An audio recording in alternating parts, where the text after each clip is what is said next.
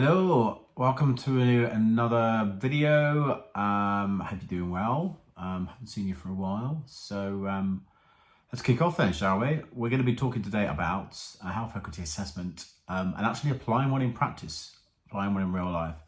Look at the videos before, we've looked at actually the theoretical side of it. If you're really new to it and you've never done it before, really suggest you have a look at each of those. But yeah, this is going to be about actually applying what you have learned in practice, and we're going to do it based on a scenario. We're going to do it essentially based on a thing that happens time and time again in healthcare.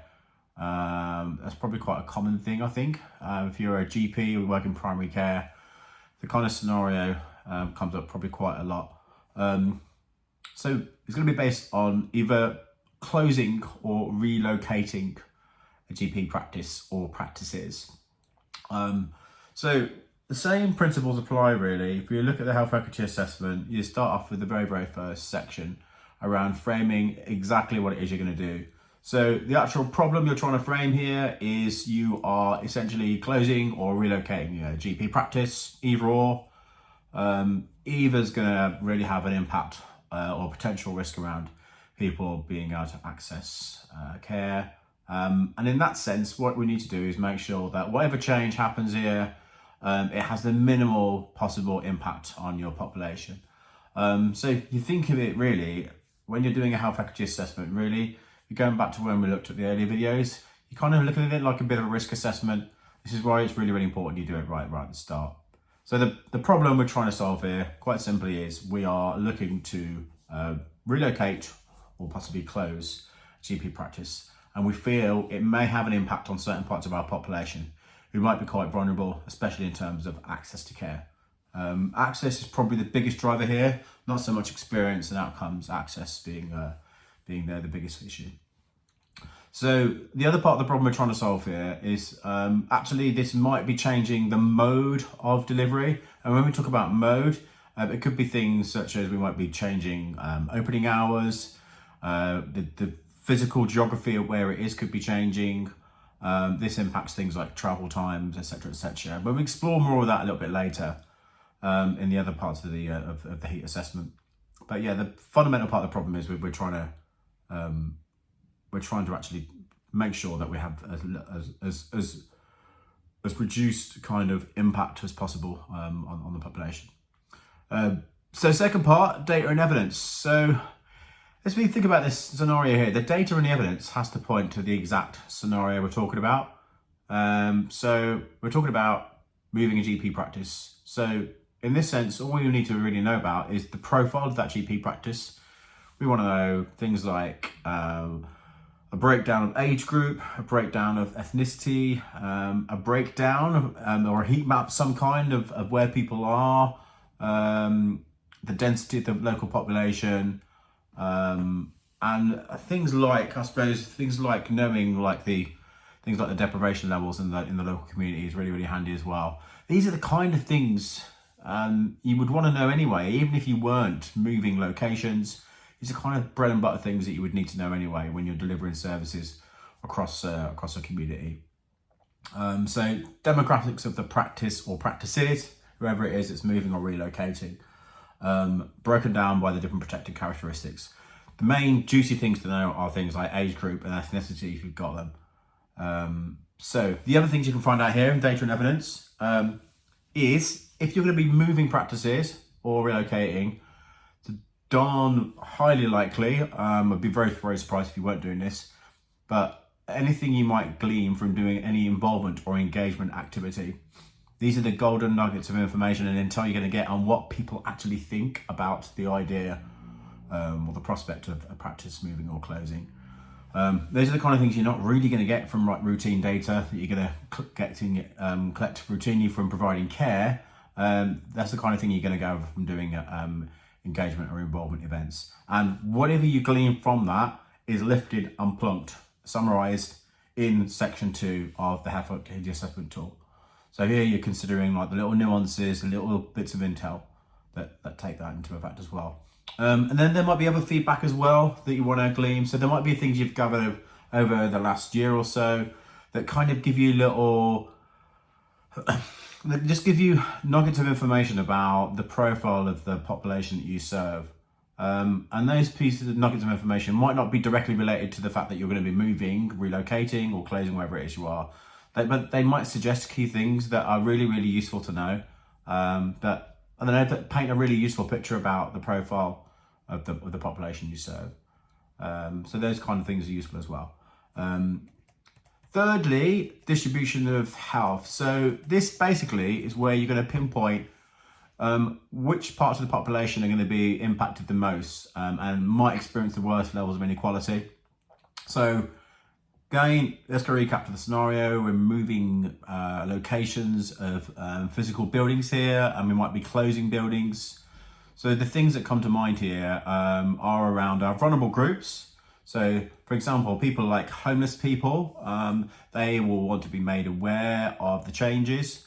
Their actual address will be the registered address of the GP in practice in many, many cases. They might not have a home address that's recorded on the GP systems. So they'll need to be arrangements to be made so that they're kept aware, not to speed about what's happening around that. And then the other things in the terms of protected characteristics are things like age group.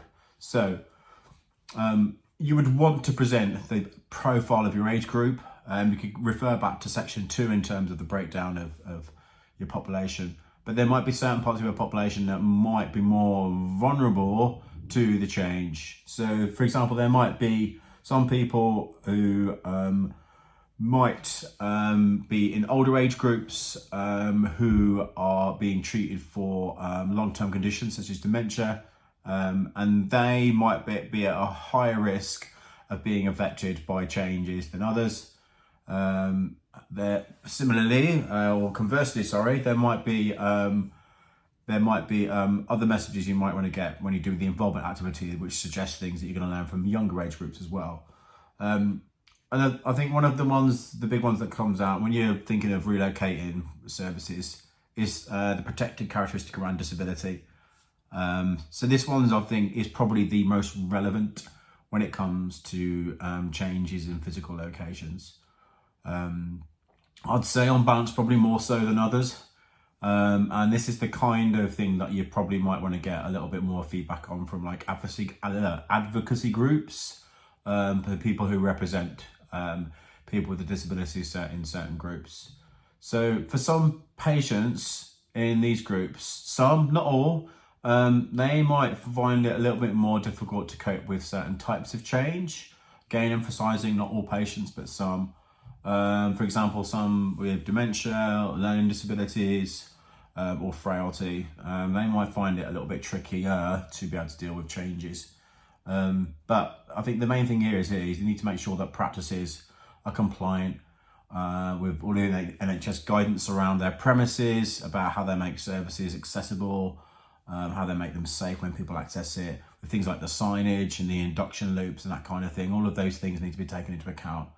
And if you are going to be closing places, what's going to be put in place? Or if it's not going to be put in place at all, then what happens then? What's the mitigation around that? And then other things like in the build up to relocating, it's about making sure that materials that are published are in easy read format, that they're reviewed properly by professionals who are able to sign off that materials are in easy read format. And there's loads of guidance around that. And then making sure as well that certain parts of your population who may be on the hearing loss spectrum are considered as well, especially in things like the involvement piece, but also anyone registered on your GP systems who's registered on the hearing loss spectrum or is deaf. That provisions are made to make sure that they are also aware of the changes and what it means and what they need to do as well. And then the other groups, I suppose, not as much as an impact, but there'll be people with long-term conditions who might have a little bit of anxiety around the changes. So it's about making sure that continuity of care is considered as well when you're relocating services as well. The causes of inequality, section 4, this throws a lot of people, but actually it's really, really straightforward. Don't forget in that health faculty assessment tool, and on the left-hand panel, there's loads of tips about how you go about answering a question. And if you don't know the answer to any of the questions, and then automatically that's something you put in section 6, the action plan. But essentially what you want to think about here is probably the fourth one. So it's service quality and access might increase the chances of inequality. So that's the fourth suggestion. There's going to be things that you can directly control here, and especially around access, and it's all of the things that we've mentioned before around making people aware, about consulting them, about involving them in the change, making them aware of why, what's the rationale for the change, what the options that have been considered, and getting people involved from the start so they actually feel like part of the change, so they don't feel like it's being done to them as well. And there's going to be certain things that are going to be beyond your control as well. And I suppose it's just acknowledging there's certain things that are beyond your control. So you're not going to have any control over, local employment issues. You're not going to have any control over things like the levels of deprivation in your local community. The context of the change here can't really influence those things, but you do need to be mindful of them. And it's acknowledging what those things are that cause people to behave in a certain way. So a classic one is, for example, is about how people may travel in a certain way. They might have certain choices around traveling to and from locations to support their health and well-being. So you're not going to have control over whether buses are commissioned or not, but you have got some control over whereabouts you locate your premises to make sure that they're near to bus routes or train routes and that kind of thing. That's the kind of thing that you can control. So just be mindful that this is about just being mindful about actually highlighting what things you can and can't control. So section 5, we're almost there now. Section 5 is around, in light of the things that you found out that might place the changes at risk here. So in light of the fact that you're going to relocate your premises, in light of the things that you learned, what are the tweaks you want to make? What are the things you're going to change in your approach? And once again, handy thing is, in the heat template, there's answers there for you on the left-hand panel. So if you're stuck, if you're scratching your head thinking, how on earth do I answer this? There are some hints and tips on the left-hand panel as well. So one of the big things here when you're relocating premises is about making sure that you try and tackle things that really pinpoint the root causes of the very inequalities you've discovered. So the classic one being around things like materials that you're going to use to make people aware of changes, the kind of things that you're going to put in place to make sure they're going to involve people in the build up to it, and during the changes itself. So what kind of involvement activity you're going to undertake to give people assurance that what you're doing is the safe thing to do and you've considered everyone's needs. Those are the kind of refinements you want to consider. And then other refinements around making sure that you're going to review things afterwards to make sure, you know what, are the things that we wanted to realise, have they actually happened, and have they happened in a good way. Section 6 is the action plan. So I probably, the ones that are most relevant to you for relocating premises will be things around how you've gone about communicating with your community, what specific actions you've taken for certain groups in your population. That's probably the most important one. So there might be, depending on the profile of your community, which is what and if you don't know a lot about the profile of community, then I really recommend you go out and find out as much as you can about them. But depending on the profile of the community, there'll be certain groups who might be at a higher risk than others about losing out here, who might be lost in the loop. So it's about making sure that when you're doing some involvement activity, you kind of do some targeted work to try and make sure that people are at a high risk of inequality in terms of accessing your care, that some actions are put in place to mitigate that. That's probably the most important thing to consider, in a relocation. And then other things around that are just making sure that you continue to work with communities after the changes as well to see what the impact was. So you could commission some surveys after the move to make sure things are okay. You could keep an eye on some of the indicators as well that you'll routinely collect to see if there's any kind of patterns, if there's any complaints that are coming through from patients about that, and what you can do to change that as well. And then the last section, evaluation monitoring in the health equity assessment. So exactly what it says on the tin. If you go back to the exact problem that you were trying to solve in section 1, essentially what you're doing here is you're asking yourself, is how we've defined this problem, is the changes we're going to put in place, how do we know that they've worked? How do we know that they've made an improvement? And within the context of inequalities, how do we know, in this case, that they haven't damaged access to care as well? So the things that you could put in place are some measures to measure and test, find out those little smoke signals to suggest whether or not what you've done has worked, basically. How could you do that? So yeah, you could look at things like monitoring complaints. You could look at things like your patient satisfaction surveys. You could look to see if you're gathering any key themes in conversations with patients when they walk through the door, that kind of thing. And then the other thing you can do in partnership with your integrated care board is have review meetings during the closure and relocation processes to make sure that things like registration of patients is in order. And then, yeah, things like the ICB can work in partnership with you with HealthWatch to check if there's any issues reported by patients and what to do around that as well. So yeah, you won't be on your own here for a relocation. It is something that the ICB does tend to work in practice with. Obviously, they've got a vested interest in making sure continuity of care and no one's missing out. And there we go, yeah. So big advice really is have a go at starting the HEAT template. Do it right at the start when you're aware of a change is going to happen, and that's going to be happening. Always start the health faculty assessment at the start. If you think of it, if you're doing like a kind of risk assessment here about, okay, what's the worst case scenario here? What's going to happen? But the risk assessment is within the context of health inequalities. And you do a project plan at the start, you do a risk assessment at the start. So by its very frame, you would do a health equity assessment at the start as well.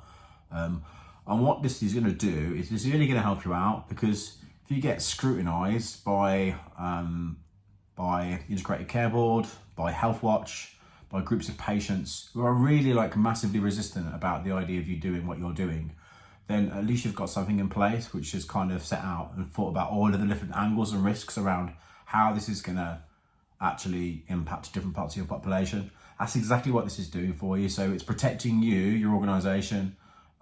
It's protecting the integrity of the process as well. It does take a bit of time. It shouldn't take too long really compared to other health equity assessments that I've been involved in, either directly or indirectly. It should be quite straightforward. And when you've done it once, the same principles apply. So you can use the components of that for other practice moves as well.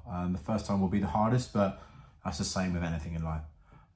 If you are stuck on anything, make sure you look at the guidance, make sure you access the training that's available through the Integrated Care Board that we host every 2 months. Use the tips in the Health Equity Assessment tool on the left-hand panel, because they give you a lot of ideas about how to frame the answers. Have a try, and then once you've had a try and get it peer reviewed. We always suggest people have a try first, before they just come to us and say, we're stuck and we can't do it. Have a try first, get it wrong. Don't be afraid to get it wrong. Just go for it. You're not performing surgery here. You're not going to get shot for getting things wrong. But you're only really going to learn how to do it if you have a try on it first. And then the other rule as well, before I close off, is try not to do this on your own.